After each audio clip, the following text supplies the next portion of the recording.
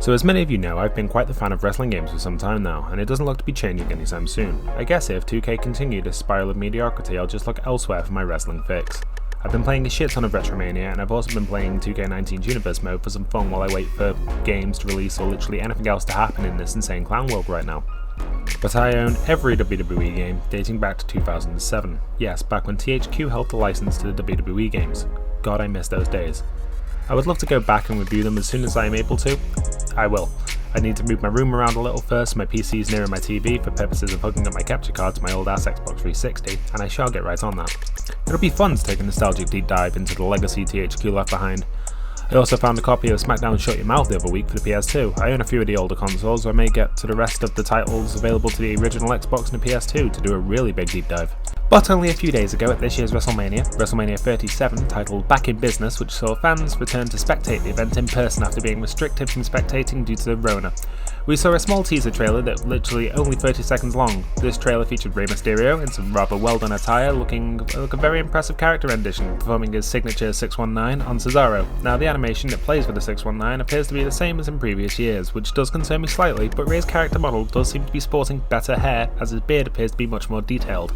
So here's 10 things you missed in that 30-second trailer. No, I'm joking, I'm not going to do a full video on a 30-second trailer. I'll leave milking things for our dairy farmers. However, I will list my top wishes for WWE 2K22. The sort of things that needed fixing from 2K20's disaster.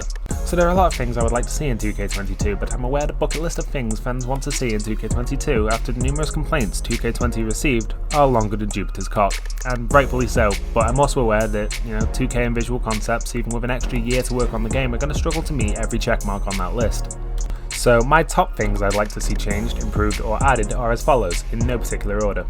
Regarding online play and server improvement. So WWE and the 2K games have had online play now for years, all the way back to THQ's entries. Sadly though, the biggest annoyance with the online modes is the peer-to-peer matchmaking. Now, peer-to-peer would be fine 10 years ago when it was much more common for online play. Hell, Call of Duty were doing peer-to-peer for their multiplayer matches until only a few years ago, and still used it today in Zombies. Peer-to-peer is incredibly unreliable as it basically sets one user's system as the host system for a server or match, and everyone else in that match connects to their system, whether that is PC or console. That's in really simple terms anyway. There's a bit more to it than that, but to save you all the boring shit, let's just say one player turns their box into a server. The other issues arise then from if that player hasn't got the best internet, meaning everybody will suffer high ping and lag. Such things are no good for a competitive multiplayer game. It was annoying 10 years ago in Call of Duty, and it's equally annoying today. Simply put though, as AAA studios have the money for servers and a networking system to get players all hooked up to servers, it should be the standard. Don't give me that it's too expensive bullshit when you guys charge upwards of $60 for the base game, and then on top of that you charge $40 for the season pass.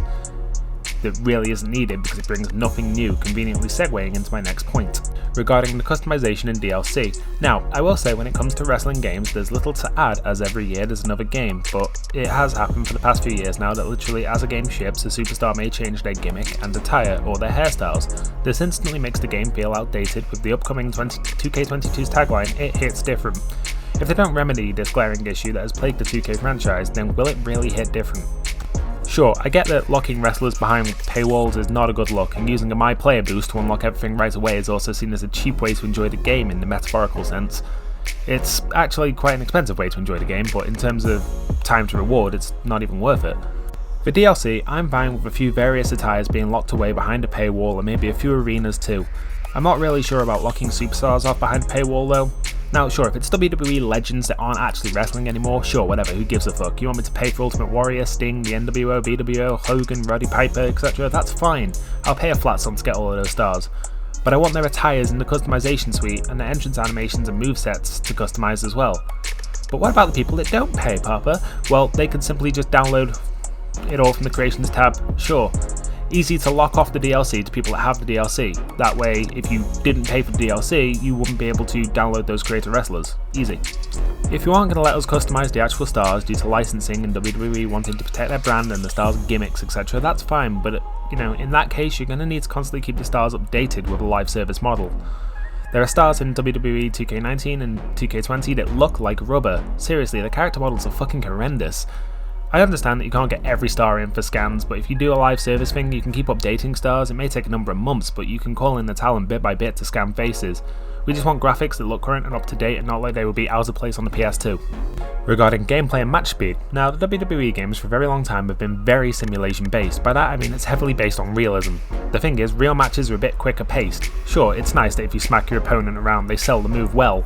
I believe selling should be worked up gradually, so if you start with a few strikes that do nearly nothing and work up to seriously hard hitting moves, no more performing good grappling and having your opponent being down on the mat for almost 2 minutes while you're stood there looking like that cursed image of Mike from Monsters Inc. with Sully's face. Now yes, I want the fights to be a bit of a power fantasy, sure. I'm not a wrestler and let's face it, I don't think I ever could be. So it's nice to get that experience. Many fans have been calling for a more arcadey based experience, more akin to the older SmackDown games. Here comes the pain, shut your mouth, know your role and just bring it.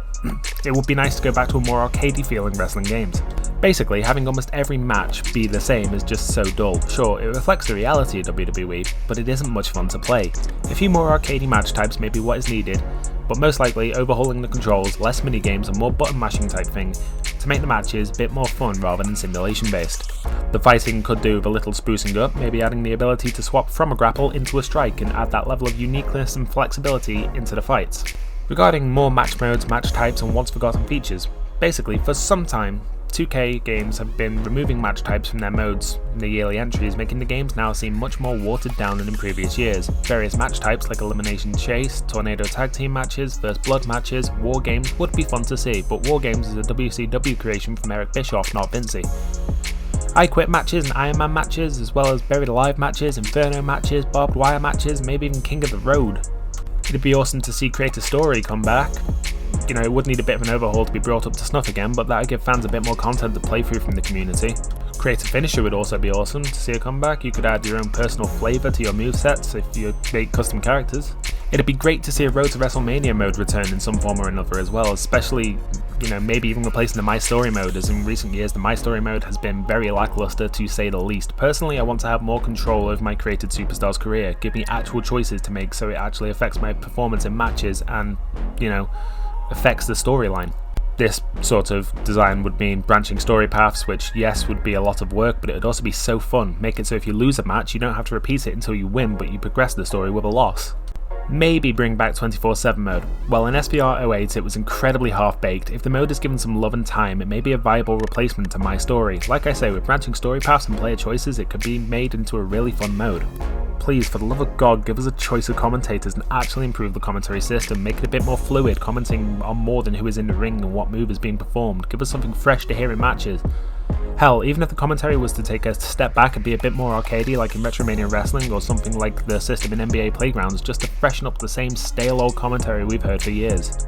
Maybe letting us choose our commentators would be refreshing, as some definitely sound better than others, and in that way I wouldn't have to hear the same lines prattted off every single match. Obviously, the most requested game mode to make a return since it was dropped from the franchise in 2009 is GM mode.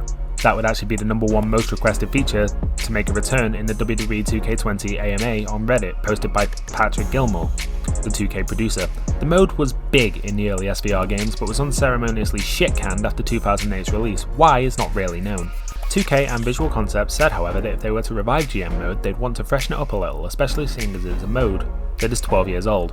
They mentioned that they would want to put their own spin on the mode, and sure, whatever, I guess so. I mean, you have the foundation there already with Universe mode. Just combine NXT and 205 Live, and that's 3 brands as opposed to 4. It makes the whole idea a little less convoluted. Or just have SmackDown vs Raw, have all the NXT and 205 Live superstars as free agents. That would most likely be easiest. Like, at the very least, just overhaul Universe mode to allow a more dynamic way to progress rivalries and to start them too. Older Universe modes had much more in terms of their storytelling ability than currently. It would also be really cool to play a story mode as an official superstar, as a sort of non-creator wrestler story mode like in the original SmackDown vs Raw games had. I'd like to see that. I'm aware of how much work that would be though, as having to get the stars in, to map their faces and attires into the game and having them record the lines. I know it's a difficult thing to do. But that being said, with 2K's announcement at this year's WrestleMania confirming this year's entry is 2K22, it's a bit late to add things now. They say the reasoning behind their "It Hits Different" slogan is because they're going to be a lot more forthcoming in their communications with the fanbase, so everybody knows that 2K what they're going to be doing with the WWE license. I'm excited to see what they have took on board from the fans' very, very vocal opinions, but I'm also a touch nervous, as if, you know, if it isn't what we want, it could spell disaster for the 2K community. This may mean WWE could revoke 2K's license rights and hand it off to another publisher. This could be problematic, as goodness knows how long it'd take for another publisher to get a game engine together and the foundations for a wrestling game underway. Meaning we could be without a good wrestling game for quite some time, and the competition's heating up too with AEW's game, of which they still haven't said anything about a PC release as far as I'm aware. Trust me, I've asked and asked and asked. Virtual Basements to Wrestling Code and the recently released Retromania Wrestling all being suitable contenders to 2K's crown if they are to mess up again. I'm hopeful that 2K can revive the franchise, but if they do fail to do so, I hope someone high up at WWE takes notice and maybe acts. But as always, I shall keep following the news of 2K and any other related wrestling games that may be announced. I shall review them and cover them if I am able to, and I'll bring that to you as soon as I can. In the meantime, you'll just have to wait. If you're new around here, feel free to drop a like, let me know your thoughts in the comments, and I will respond to all of you. If you leave your questions and comments, consider subscribing. Thank you very much, I love you all, have a great day.